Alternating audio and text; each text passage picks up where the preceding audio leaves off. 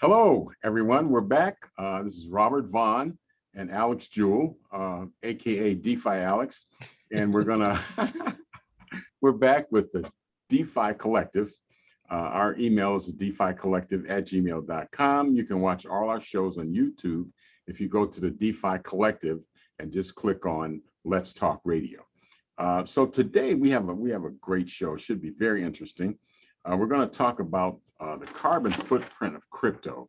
If you've been paying attention to the news, this week, Elon Musk said he was getting rid of all his Bitcoin because it polluted the environment. So we're going to break that down a little bit and explain and figure out if that's true or not.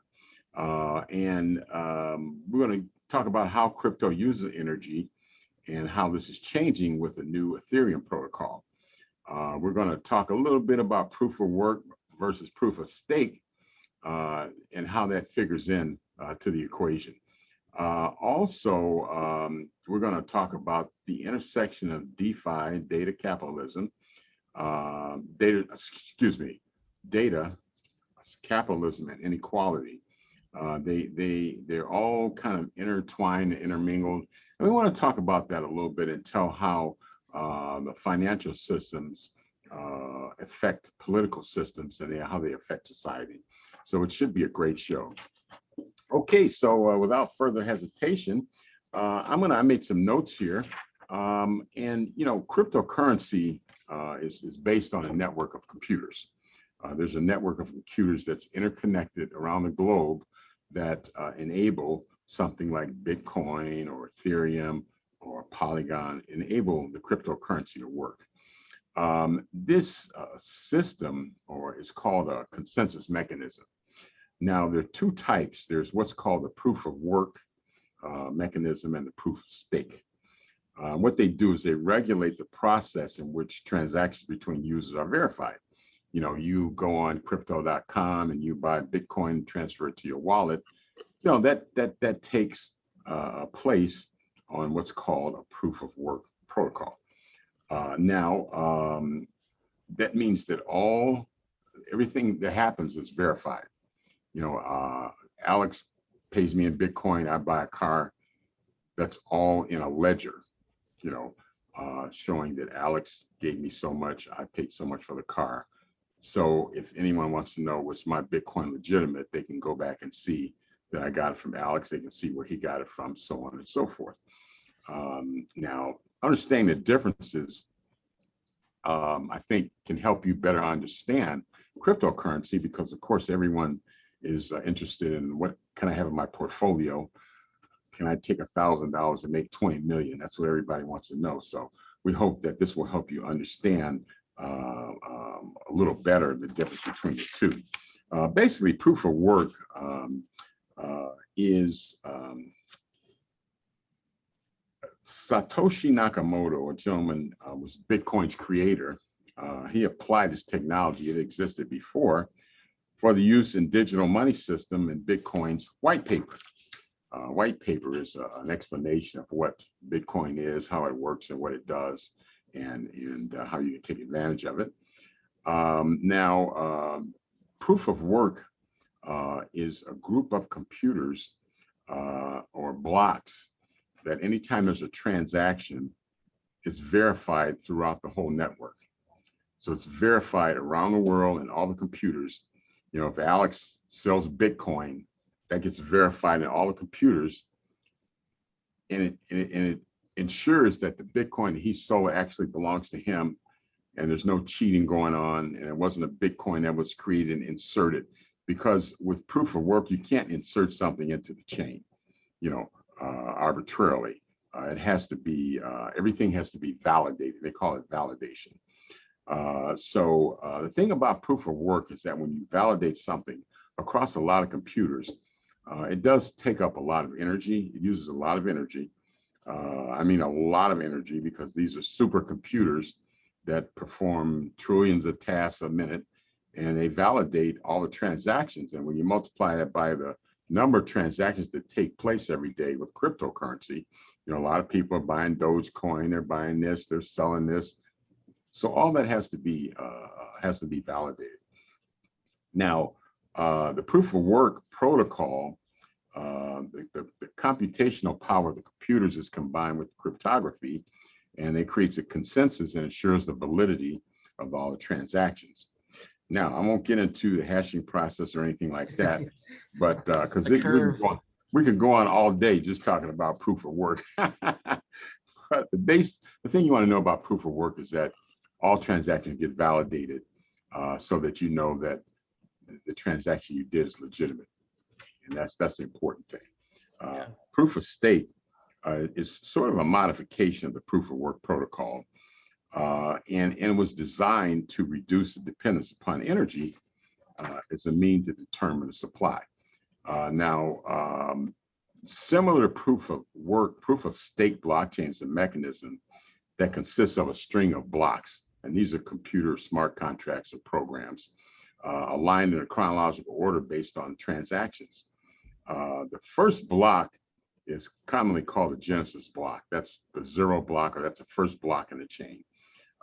It is hard coded into software, and the subsequent blocks that are added to the blockchain always refer back to the previous block, and each contain a copy of the full updated ledger. Now, the difference between proof of stake and proof of work is that proof of stake blockchains are broken down into different compartments. I think would be a good way to say it. Would you agree, Alex, that you don't have to validate across the entire chain? Or if you want to speak a little bit on that, talk about the difference. Yeah, I can kind of clarify some of the difference from because I kind of understand these on a really more intimate technical level. Okay. But in terms of simplicity, essentially the difference is proof of work is where all of the miners compete to process a transaction. So I'm sending you money. Now, all of a sudden, that transaction, in order to be verified on the chain, which is how that model works, all of these computers, all of these miners in their rigs or their warehouses full of chips, they're all competing to see who solves the complex mathematical problem quicker. Okay. So what this does is it means that you have potentially thousands, if not more, computers running simultaneously to see who gets there first. And this is extremely wasteful, right? It solves the problem because it takes that work to verify the transaction. And when they verify that transaction by solving for this mathematical problem, this complex problem, by finding a certain hash that fits, well, obviously they verified it very well, right? And you didn't need a centralized system to do so. Right. Where proof of stake, the difference is that based on some algorithmic principle, one miner is picked, usually based on how much they're staking. So, if you have a good amount of stake, and that stake brings stability and better consensus to the network, then you are randomly selected. So what this means is that this is thousands of times more effective. It's more efficient because one miner is selected to solve the problem instead of all of them competing to solve the problem. And I just want to add a stake.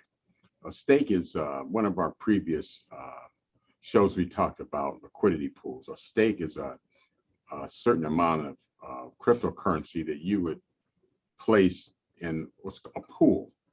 You would loan it to someone for interest, and you might get 6%, 7%, 10% interest. And that's exactly what a stake is. Yeah. So the other difference here is that when you're proof of staking, you are not earning a block reward. You're earning the transaction fee. When you're a miner for proof of stake, whereas proof of work, everybody's competing because they're getting a block reward. And so there's higher competition, but there's potentially, but what it means is that only the people with the most computing power, they have the fastest, biggest computer, they're going to be solving those blocks more frequently. And so it's actually more appealing to people to be able to work with proof of stake all around, because it's cheaper for us on the transaction side. It's cheaper for miners on their side. It's more fair for miners on their side because they're randomly selected based on algorithmic principles around staking and stability. Not who has the biggest computer. Right, exactly. Okay. Yeah. And it's also quicker. It's way quicker. Yeah. Okay. Right. So because staking brings stability to the network, which means that solving that problem is a less complex mathematical problem. Okay, great. Okay. Now, we want to talk about Elon Musk made some statements that he said, well, I'm not too big on Bitcoin because it uses a lot of energy and it's not, it pollutes the environment because of the amount of energy that it uses.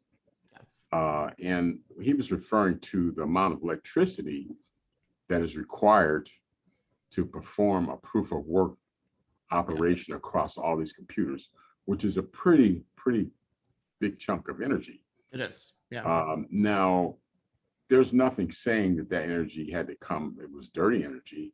It could have been, from the sun. It could have been from a wind farm, But I think, people try to, when they're into making money, they try to do what's in their own best interest. So, as the price of Bitcoin went down, I wouldn't be surprised if he loaded up on some more. And then when it goes, well, he's definitely doubled down and said that he's not selling, which is ironic because him coming out and saying this was a catalyst for our current dip. And then in the middle of the dip, he's like, I'm not selling though. He's not selling, he's buying. He's not selling, he's buying. I guarantee the price went down to what the lowest price I think recently was what, 30 grand? I mean, it was I think it hit. Yeah, it went down to right below 30. I mean, that, when it goes down, that's a buying opportunity. Right. So, and people that know, they realize that, so I'm sure, I guarantee he loaded up on. So volumes went up. So people went up. So people were buying it. Right. And 80%, almost 80% of the volume was people buying and not selling. Yep. So that tells you when it dipped, people were buying. And you see the whales were not moving into exchanges. They were moving out of exchanges to unknown wallets, which means they're moving that to secure it and not moving it to sell it. Right. And then in a wallet, what you do is not as public, or it's not as, so unknown wallet just means like it's not identifiable as an exchange. Right. Whereas like if you see like, oh, this whale moved 1,000 Bitcoin from, unknown wallet to Binance. Okay, now you can get a little worried. Like they may trade it, they may do something else with it, but they could also be selling it, right? So you watch that direction of like where they're moving it from and where they're moving it to. And that also that pay helps attention to with volume, right? You pay attention to volume, right? Right. You pair that with volume to kind of see like what's the market sentiment look like, right? And ultimately what happened here is that we had somebody like Elon Musk, who clearly has way too much influence, create a catalyst. And then you had other news come out about China. That's not really news because it's like not new information that China has been blocking or, basically like outlawing cryptocurrencies. They just doubled down on it because they realized it's like not working too well. And so news like that paired with, a catalyst paired with almost self-fulfilling prophecy of people, there's so many new retail investors. You have a lot of new people from like the Wall Street Bets arena and like all these like brand new people to crypto. This is not their first, this is their first situation like this, who started panic selling. Right. And what that created is like this cycle of like, now we're hitting some bottoms here. It created opportunity for people like you and me to go in and buy it for half of what it would have cost a couple of weeks earlier. So exactly. Yeah. Okay. Now, crypto proof of work uses more energy than proof of stake, but I just want to talk a little bit about Musk's statement that I'm getting out of crypto. I'm selling my crypto because it's dirty energy. Unlike my electric car, it's clean energy. And it kind of doesn't really make sense because he doesn't really know where the energy is coming. What do his rocket ships run on? Yeah, his rocket ships. Yeah, What's You the know, pollution? where's the power coming from that powers his electric vehicles, right? You know, Right, these are fair questions right, right. when, you know, he's talking about power consumption, and nothing that he's doing is technically guaranteed clean energy at all. So Right. And another thing you want to keep in mind too, I'll just mention this, is it's you know, whenever someone says something, always look like what they have to gain and what they have to lose. And that'll tell you a lot about how valid it is what they're saying, you know. Tesla has never made any money, have they? I don't think they've made any money. yeah, it's pretty rough. They're valued on the money that they're gonna make Yeah, down the road. their PE ratio is astronomically high. Yeah, yeah, it's not what you would expect from a normal company, but the Right. price of their stock is through the roof, because everybody knows that, you know, everybody's kind of moving towards electric vehicles, you Yeah. know. And I think Ford came out with a F-150 truck, or it'll be out pretty soon. Yep. So there'll be a lot of competition. So it'll be interesting to see how that kind of shakes out. You can see Ford's F-150 stock from space. Apparently, I saw. Oh, okay. Is that how much it is? They've created so many of them already that apparently it's like visible from space. Oh, okay. So they're going at that market with Yeah, full they're force. going all in. No. Oh, all right. Okay. Well, so that's a little bit about the carbon footprint of crypto. You know, when you hear somebody say, you know, crypto is, you know, mining crypto is a dirty business, what they mean is that the electricity that's required to operate the worldwide network of supercomputers comes from energy that is dirty energy, you know, Right. and we don't know that. In China, it might be coal, you know, where a lot of mining takes place. Yeah. China might be coal, but in you know, in Southern California, it could be solar, could be Right. wind, you know, could No. be uranium, could be nuclear. Yeah. So it's not always dirty energy. So that I guess statement doesn't really hold a lot of water, but we'll kind of see how this develops down the road. Also, we want to speak. Did you want to add anything else to that, Alex? Yeah, I think, like, you know, this is a subject I kind of explored on my own a lot recently, because, you know, there are some new cryptocurrencies that are addressing green questions, like Chia is one of them. But I think, like, when Elon Musk says something like that, a lot of people, you know, the media latches onto it. Suddenly you see a bunch of news articles about how dirty crypto is, how expensive it is in terms of energy usage. And I think really framing that on a question on its own is, like, when you look at, you know, the kilowatts per hour and the expenses of running, you know, the crypto network in a decentralized way, it looks like a lot, right? But, you know, like, the example that I've been using recently is, like, when they introduced public transportation, for example. If you had just looked at the amount of energy usage or fossil fuel usage initially for public transportation, on its own, it would look like a lot, right? You'd be like, oh, wow, these buses are behemoths, these trains use a ton of electricity, and it would look like a lot. But if you compared it to the amount that it was saving in individuals driving places or going places in inefficient ways, then okay, now you could see the value, right? And so the most important thing to look at in terms of energy consumption is, what is the energy consumption of the centralized, bloated, inefficient systems something replaces, right? And so you look at the banking system now, and I mean, obviously it's ginormous, and there's 300 middlemen in between every transaction you make and everything you do, and all of those have overhead and costs to keep the lights on, and antiquated huge supercomputers of their own, and old computer systems of their own that probably bleed energy, right? Mm-hmm. And so when you compare it to the things that it's replacing, then you can see the value of decentralization, right? It's a more efficient system overall, and so it's a less costly system overall. The second point that I really want to make is that when you're talking about energy consumption, especially as Moore's law increases, which is just the law that, like, technology will become smaller and faster and be able to do more over time. It's the same principle that's, like, getting us into space more and, you know, expanding us out into the universe and doing all this stuff that we couldn't formerly do. The question shouldn't be how much energy does this large, like, advancement use. The question should be, where's that energy coming from? How do we solve the energy problem to have renewable energy, not how do we stop using energy? The fact is, as our species expands, as we go out into the universe and we do a lot more, we're going to be using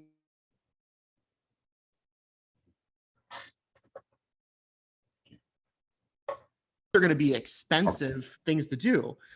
But the real question is, how do we have renewable sources? How do we increase nuclear power? How do we increase, renewable energy sources? And those are the real questions somebody like Elon Musk should be asking, because all of his ideas, rely on us figuring out ways to create renewable energy, not on stopping using energy. So, these are the real questions. And so it goes back to what you were saying about how do, let's look at like what somebody's intentions may be. And either he's very ignorant in the subject, which I don't know, or there's some other agenda there, right? And ultimately, I don't know or care, because Elon Musk is one person, and there's so many other very smart people and other great ideas that I see every day that are fundamentally going to change the way we work and live and exchange and communicate. Yeah, and I think, one of the reasons we see a lot of pushback to decentralized finance is one, it reverses the ownership. The reversal of ownership is that people own more of what they produce. They control more of where their money gets invested. And it kind of takes a lot of the middlemen out. Mm-hmm. And I think, too, we see pushback because a lot of people have a stake in keeping things the way they are. When I was thinking about the show tonight, I went to grab something for lunch, and I stopped by to fill up the car and gas.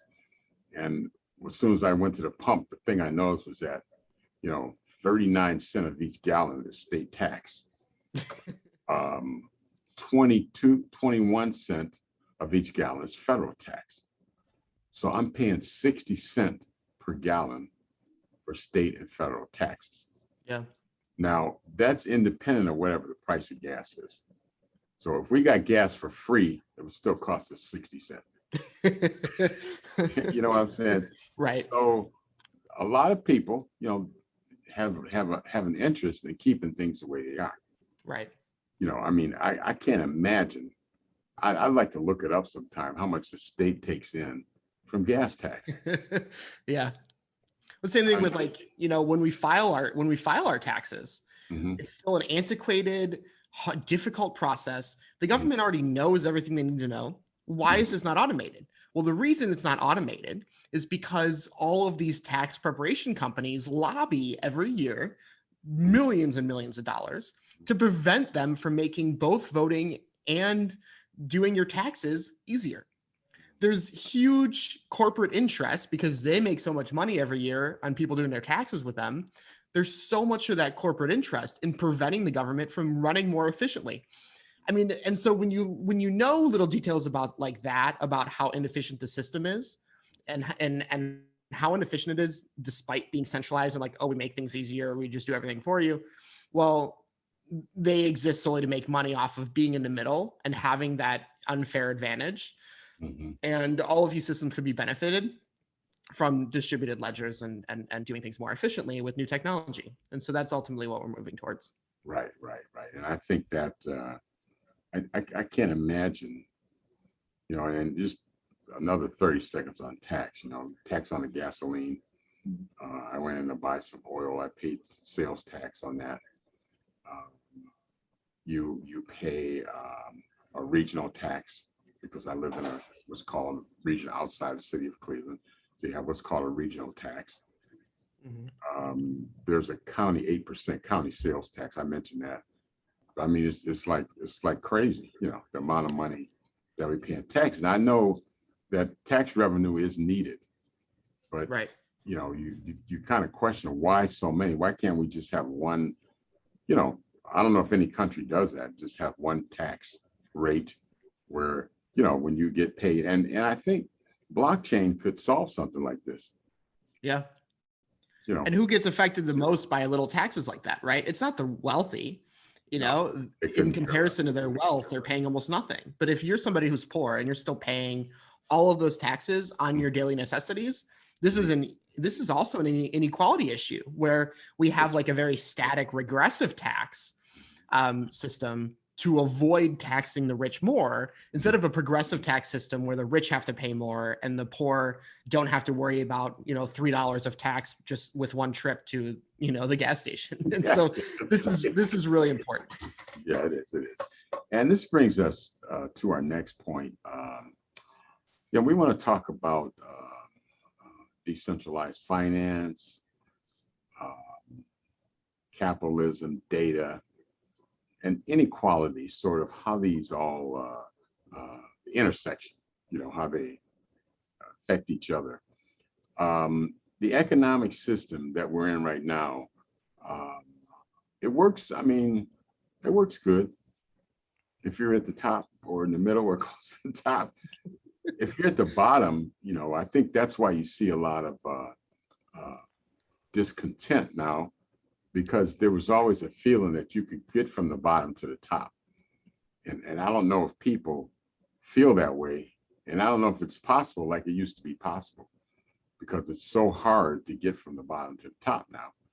And you still have a few people that break through, but I think for the majority of people, it's not working so good. You know, you read about, um, you know, Elon Musk. We used him again last month. He lost $30 billion in the market. You know, it's the value of his company dropped $30 billion. And he's still got a way over 100 billion. You know, I mean, when is enough enough? You know, when you get a trillionaire, I mean, what, you know, what's the utility?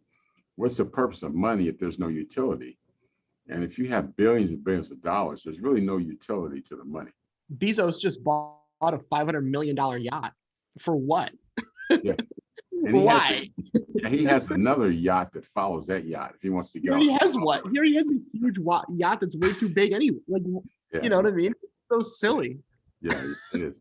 But, you know, that's what it kind of reminds you of, you know, you see these old movies back in the days of feudalism, where you basically had the kings and then the serfs. You know, you had the nobility and then the serfs. You know, there was no pretense of a middle class. You were either noble class, or you were someone that worked and you paid taxes. You know, you see the king sitting in this big golden chair with all these diamonds and, you know, jewelry on his headdress, and the people come in, you know, they maybe have 10 bushels of potatoes and they have to give him 2 of them. His tax, you know, indentured service, so they could keep working the land, and then they thank him for letting them work the land. And, you know, I guess billionaires are like the new kings, you know, and working people are becoming the new serfs, you know. But and you know, when you look at their political influence, it's pretty accurate. I mean, they run in those circles. They influence it. They do, you know. And which brings up a good point. I think an economic system is inherently a political system. Right. Democracy was supposed to solve that problem, but I don't think it quite was successful. You know, I think all the systems, you know, I was thinking about this a little bit the other day. You know, I was looking at, you know, how communism in China, you know, was supposed to be, you know, everybody for the state, everything would be, there would be equality, you know, they would have worker co-ops where the workers would own the companies. And that's great. And maybe it did work like that for a while, but now it seemed like the biggest capitalists in the world are the Chinese communists. So that's kind of, capitalism has kind of co-opted that system. You know, it's co-opted democracy. It's co-opted socialism in Russia. And it's co-opted about every economic system I could think of. But I see where the problem is that, you know, the wealth is getting concentrated to the point where pretty soon, you know, few people will have all the money and the people at the bottom won't have any. So what do you do in a case like that? Where does that leave us? I mean, is that the kind of society you want to live in? You know, because, you know, what's happening now is a lot of the owners of businesses, you know, if you're manufacturing Mercedes cars, there's a lot less people that can afford them. than it was 20 years ago. And 20 years from now, if things keep, it'll be a lot less. And pretty soon, there'll be nobody who can afford this things that you buy. Like you can't afford to buy a new, even a regular car. You can't buy any kind of new car on $7.25 an hour. Yep. $14.50 if both of you are working. You're not going to be able to buy any kind of new car. You're not going to be able to buy a house. You know, if you want to bring the housing market back, you know, raise the wages, and people will be able to afford houses. You know, but I think it's gotten to the point now where you see, in just about every country, you know, there's a lot of discontent. You know, and we talked about this before, how every economic system, you know, whether it was mercantilism, slavery, feudalism, capitalism, they all seem to have about a 300 or 400 year run, and then they get replaced by something, or they change, you know, and I think, you know, democracy exists to institute fairness in a capitalistic system. That's why democracy exists. But you know, I think what we're seeing now is like the capitalism is sort of co-opted the democracy. Right. You know, because you have, you know, if you want to, you know, you can, if you had enough money, you can hire enough lobbyists, you can get a law that says 3 cents out of every dollar goes to Bob and Alex because they're great guys. You know what I mean? So every dollar you spend, and it's not a tax, it's a user fee. Because you fund the people who run for office. Yeah. Then you fund the bills that get handed to them and written for them. And you're directly influencing the process by way of your own interests as a capitalist. And you never even have to step foot into a hearing or a political office yourself. You can manage all of it with dollars, right? And this is an inherent conflict of interest between capitalism and democracy, because the fact is that when you have a completely free market without the right regulation around how it influences things, then things become influenced, right, by interests. Right. And the people who influence things by way of interest are people who have the most money to do so in a free market. And so this is why free market economics is very difficult to allow to just work, because it doesn't work in our favor. You know, if somebody can decide how much your life is worth with a life-saving drug, well, this is an inherent conflict of interest, right? It's not in favor of your life or in favor of your quality of life. It's in favor of how much somebody offering that service can make off of that. And that happens so frequently in terms of politics and you know, drugs and medicine and things like that are critical to life. Food, you know, I mean, you would go in any food desert in America, and what's succeeding? Is it the more expensive food that's healthier for you, or is it food that is cheaper to make because it's less quality? This is free market economics, right? Right. So, and there have to be some controls, I think, and there has to be some change taking place. And a lot of times, you know, you look back in history, a lot of times the change doesn't come the way you think it'll come. It doesn't come from where you think it will come from. But I tell you one thing, I think, you know, we talk about the intersection, you know, with surveillance capitalism and data, with data collection, you know, and the way social media can manipulate opinion, you know, that explains why a lot of things that don't seem to make sense happen. You know, there's a lot of things that go on in government that just don't seem to make sense. Like, you know, Black Lives Matter movement in New Zealand, where there are no Black people. I mean, how do you explain that? You know, well, I think it's not just Black Lives Matter, it's that people are pissed off around the world, and this just gave them an outlet to really, you know, be pissed off. You know, and I think the underlying cause, you know, is inequality. Is, you know, it's because you look, you know, last summer, you know, and I think the coronavirus really just kind of exacerbated the whole situation.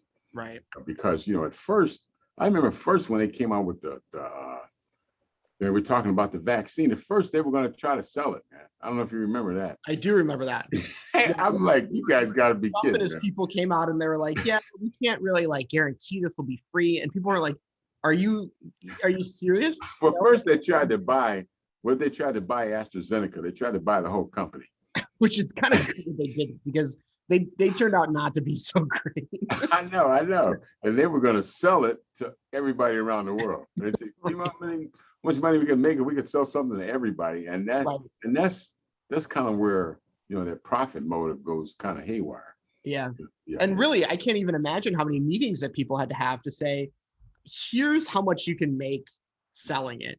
Here's how much you're going to lose if you try to sell it, because you're going to destroy your supply chain. You're going to just, you're going to like watch, because there's already people who aren't willing to get it because they don't trust it. They're not well informed. There's a lot of misinformation. So there's already a sentiment against it. You're going to add another barrier of entry that's financial, so that only the wealthy who are already doing way better anyway can afford it. Like, watch your supply chain and your workers get annihilated by the virus, and see how much your few profits matter then, right? And this is the short-sightedness that a lot of these politicians and corporate interests have, because they're still in this mindset of like bottom line only. They don't think about the downstream effects of their decisions, and how it impacts society. And that's an inherent problem. They're so disconnected that they're like, yeah, everybody's going to pay $300 for a vaccine. Well, no, only the people who have $300 are going to pay $300 for the vaccine. Only people who are educated and like aren't misinformed, who maybe have been working from home. They weren't originally. They talked about buying a company and having it for the United States first, and then maybe selling it to other countries, and maybe not selling it. I mean, do you think Putin and China and all these countries are going to sit back while you have a vaccine and you not sell it to them? I mean, come on now. I mean, that's no, they're going to immediately, all of their hacker coalitions would be targeting. Yeah, they wouldn't even have to drop one bomb, man. They could just do it. Yeah, that's crazy, man. But I think one of the things that decentralized finance does, it makes, and blockchain, we talked about having blockchain voting. That seems to be the big thing now. If they can, one of the things about, politics is you don't always have to get more votes if you can make the other guy get less. So if you can suppress the vote, a lot of times you can win with the votes you have if you turn them out. And I think, blockchain, what blockchain would do, it could assign everybody one vote. And it would be able to ensure that everybody only exercised their one vote. I had someone tell me from Australia that, if you don't vote there, that it's against the law not to vote. And you either have to be in a hospital, a car wreck, or either you'll have to pay a lot of money and you could go to jail for not voting. I'd say, man, they wouldn't have enough jails here. Who knows? The present industrial complex would adapt, I'm sure. Somebody would come up with they could find a couple of warehouses to convert. Oh, yeah. But it just shows what the effect that decentralized finance and blockchain could theoretically have on society. I mean, it's funny because when you have things like blockchain, the profit motive drives a lot of research and drives a lot of thought anytime you have new technology. The first, with nuclear fusion, the first thought wasn't power plants. The first thought was bombs. You know what I'm saying? The first thought was bombs, and it was power. It was a power game. It was a money game. And then later on, it says, oh, you know what? We can use this to have energy also. So I think a lot of times, the profit motive drives a lot of thought.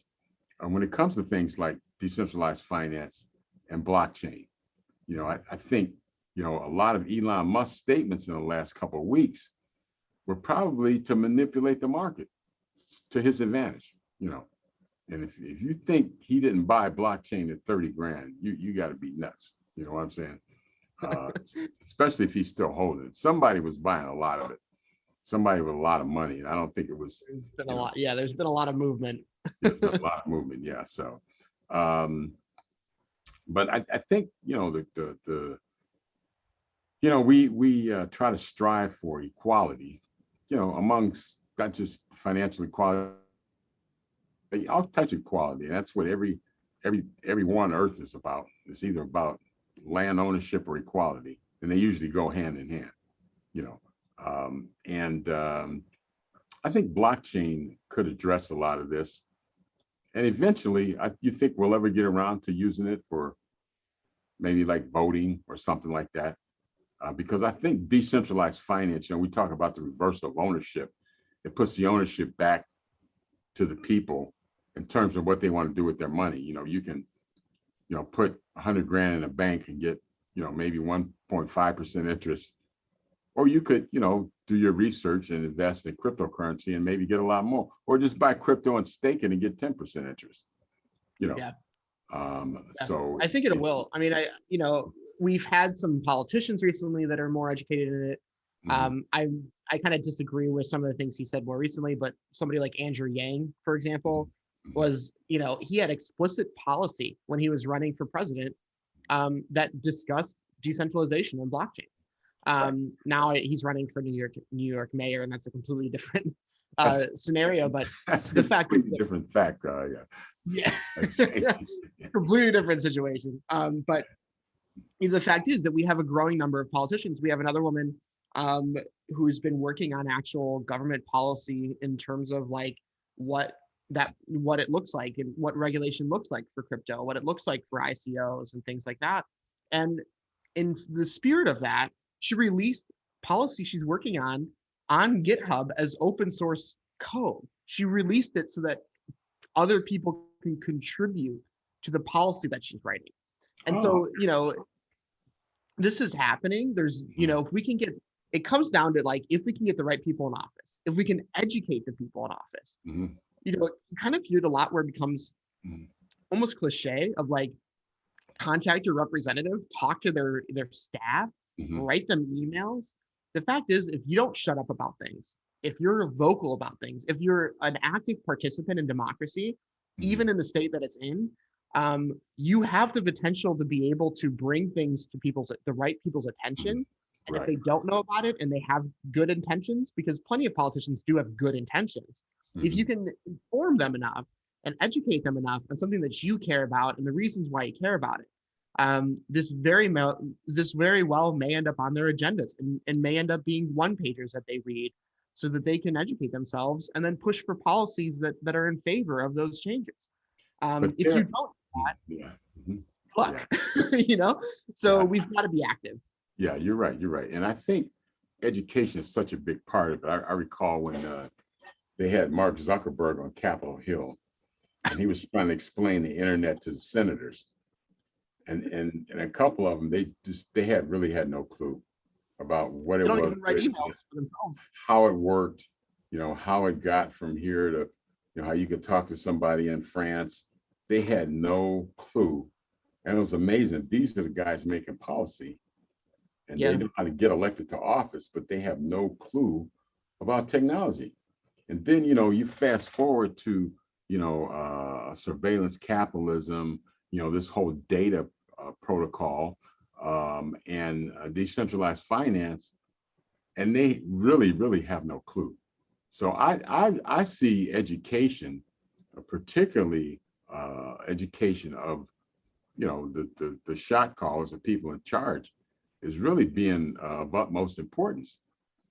Because they don't really, if you called 100 senators right now and you asked them to explain decentralized finance, and most of them couldn't, they'd be like, here, give me something on DeFi. Hurry up, quick, give me something on DeFi, But they don't really understand the implications, they don't understand, the applications, the potential applications of blockchain to having good government.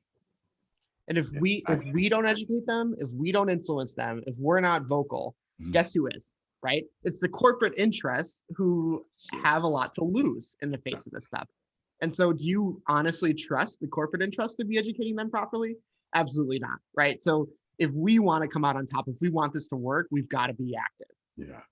Well, Goldman Sachs, they just opened a crypto department. Up until last month or 2 weeks ago, they were saying how how blockchain was just a waste of time and how it wasn't going to last. It was just a fad. Well, if that's true, why are you opening a crypto department? And you know, I know a gentleman that writes code and programs for a lot of institutions to incorporate crypto into their balance sheet. So if you think it's a fad and it's junk, why are you, you know, paying millions of dollars for programs and smart contracts to integrate your balance sheet with crypto? So that tells you right there, they're, you know, what they want to do is they want to figure out a way to get ahead of the pack and kind of corner the market on it. But the thing with blockchain and decentralized finance, you can't really do that. Right. So where do you see, I wonder if there'll ever be a time where the government will actively use blockchain. The US Treasury minted $14 million of USDC today. Okay. That's on Ethereum. So that's the US Treasury minting. Okay. So this is active. They're actively working on the digital dollar. They're in a bad situation with the real dollar. Just dump it, man, and go to digital dollars. You know, I wouldn't say they're moving towards it for like the right reasons. I think it's more of like, well, if we go to a digital currency, we don't have to worry about actually we can more easily get more in circulation, right? So they're still doing it for inflationary purposes rather than deflationary purposes, but it's better than issuing dollars in debt, I guess. So, you know, there's a lot of action happening there as well. And so what we really have to watch is like, as countries like China crack down on crypto and try to absolutely stop it, you know, what we really have to root for, and why this participation component is so important, because they're going to get involved no matter what. The US government's going to seek regulation. They're going to seek involvement. They're going to try to, you know, own digital currencies and assets for their own reasons. So what we have to push for is that the direction of that is still towards our own freedom to use it, right? Our own access to it, so that we don't end up in another situation where this brilliant technology is only used by the centralized powers and not accessible to the average person. Right. And I think that's where we have to be careful, is like, how can we maintain the freedom of it, just like the internet, right?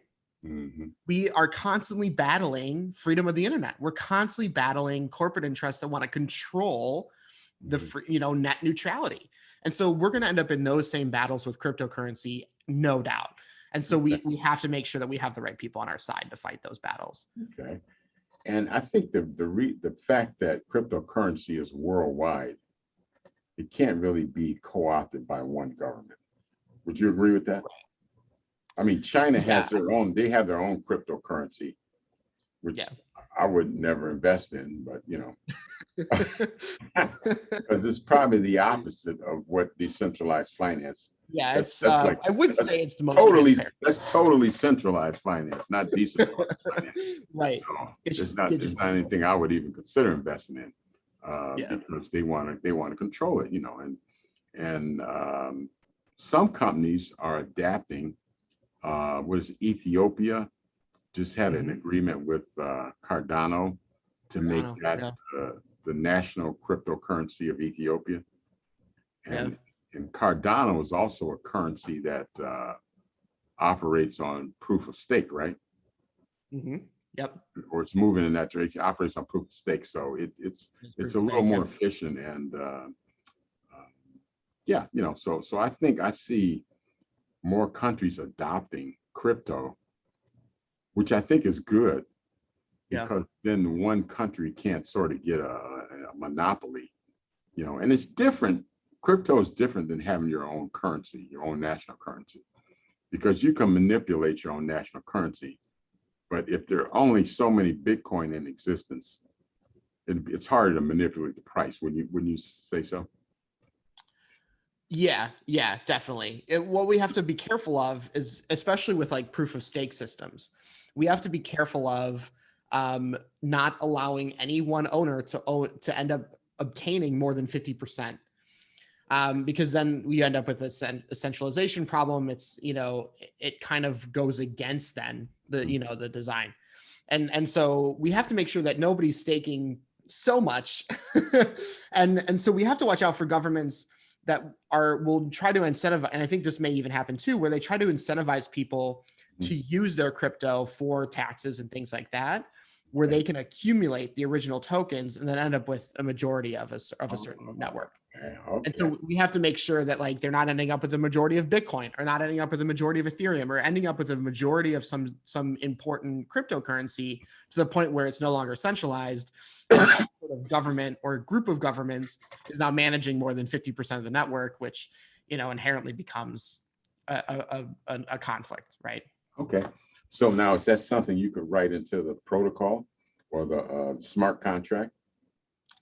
Yeah, I'm sure that, you know, I'm sure there's like people now that we're noticing that this could be a possibility. I'm sure that there's people working on solutions for that, ways of preventing that.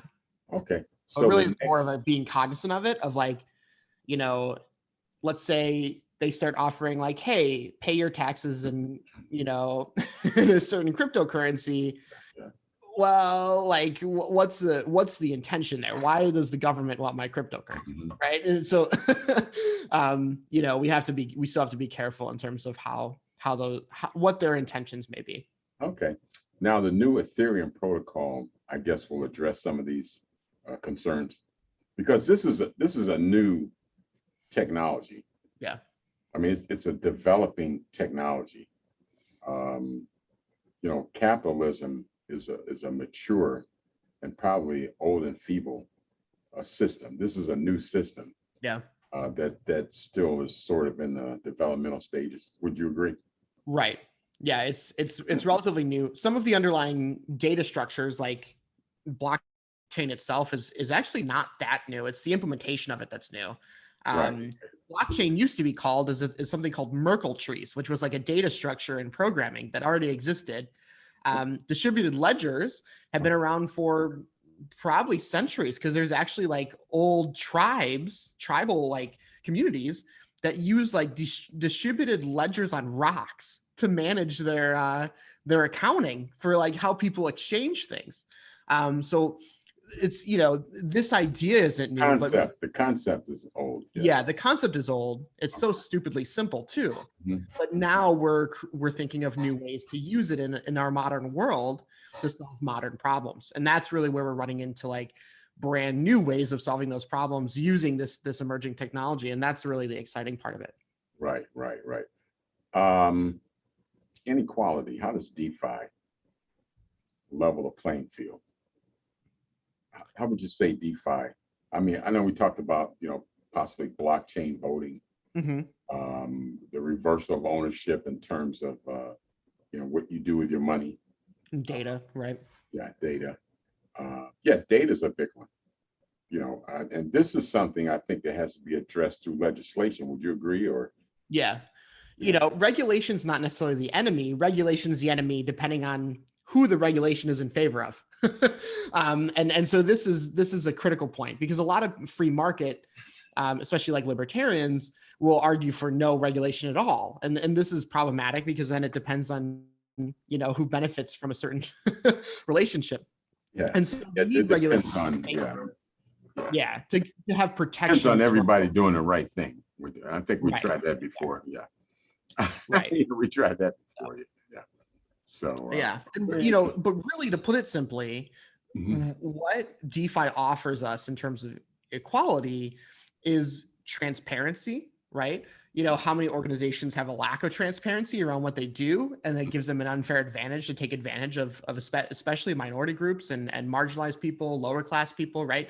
You go into any lower class neighborhood and you're immediately seeing check cashing places, Mhm. all sorts of predatory Mhm. like free market that's built up around At the their dollar situation. store, they take a grocery store and put up a dollar store, and so now Mhm. people are buying food from the dollar store, which is Yeah, probably the most unhealthy food you could buy. You know, but when yeah. you're And then food there's a deserts, hospital right there.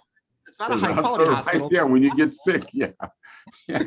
that's profiting from all those people. You know what I mean? Like there's an entire. So when you create transparency of the system, when you create ownership with the system, and you create access to the same tools where everybody's on the same playing field, you have the same financial utilities and tools that somebody, you know, at the top of Wall Street would have had 10 years ago, right?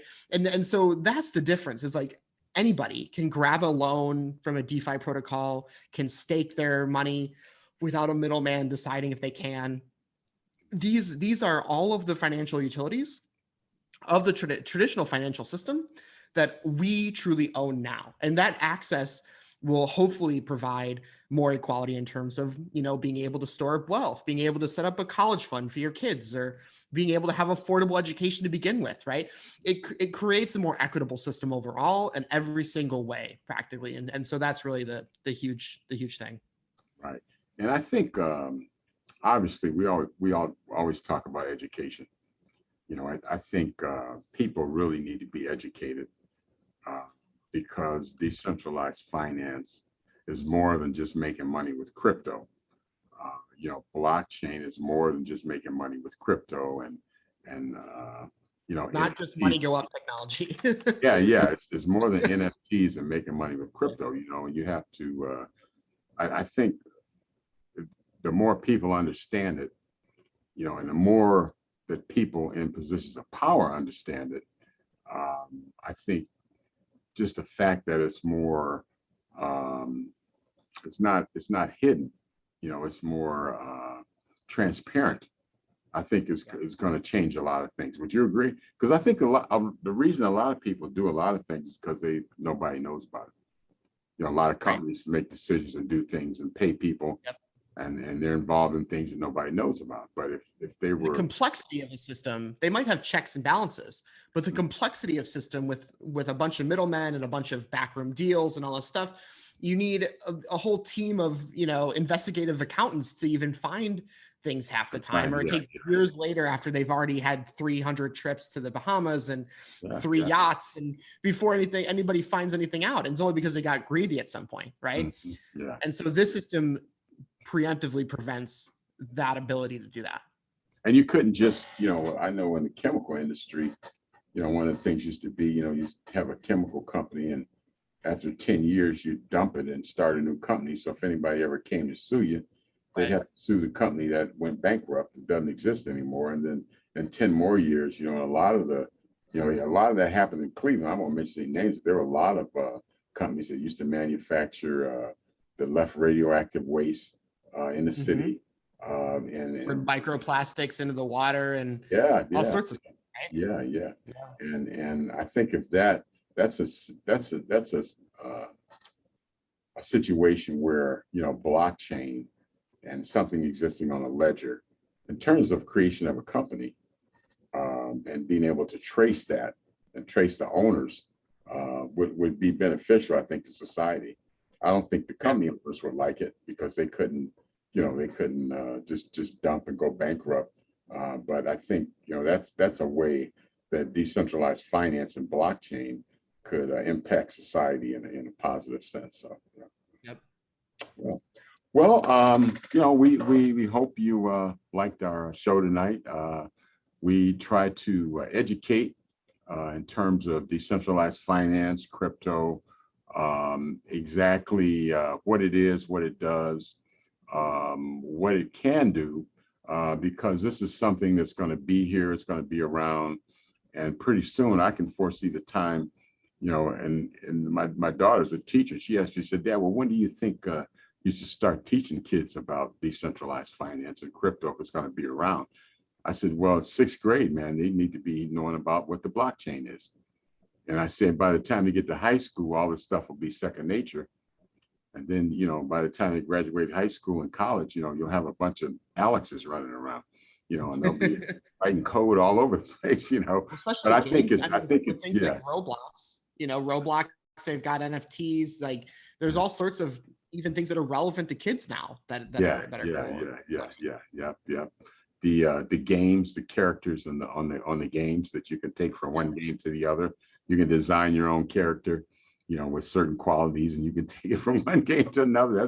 That's pretty cool. They didn't have that when I came up, I tell you, man. So yeah. But so that's our show for today. Any closing thoughts, Alex?